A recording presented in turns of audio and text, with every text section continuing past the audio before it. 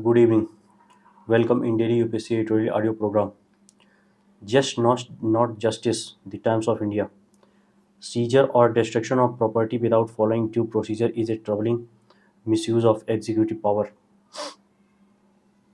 The Allahabad High Court's Lucknow bench has directed the state government that it must return the seized property of a gangster. The seizure, sanctioned by Lucknow DM and upheld by a special judge, was not preceded by an inquiry whether the property has been acquired illegally. High Court said the judge tellingly,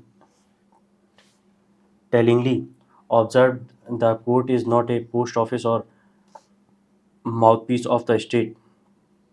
This is another in a growing number of appeals filed by alleged or convicted criminals and peaceful protesters whose properties has been seized and bulldozed by state machinery without following due processes. There is a disturbing pattern to the states swooping down to seize property or raise it seen as summary punishment even before investigators can decide uh, whether seizure of property or its destruction is warranted or lawful. A particularly egregious example of this was the razing of the houses of their accused in a gang rape case in MP's Riva. What did their homes have to do with the crime? And Trou- troublingly, when governments and police take this summary punishment route,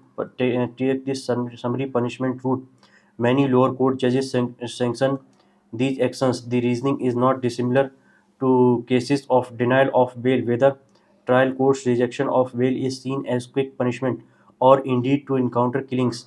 Essentially, the executive arrogates to itself extrajudicial powers.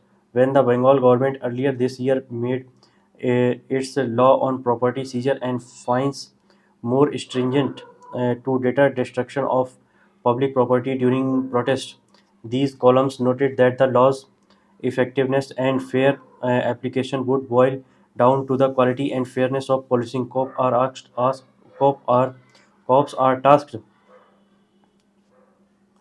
with establishing reasonable suspicions to initiate proceedings. There is plenty of evidence from Bengal and other states to doubt whether investigation will be either high quality or fair. Politics will likely dictate who's penalized and who is not. Last year, a group of former judges of high courts and the Supreme Court called the apex court's attention to the sweeping seizure of property and use of bulldozers in a number of states, calling these an unacceptable subversion of the rule of law.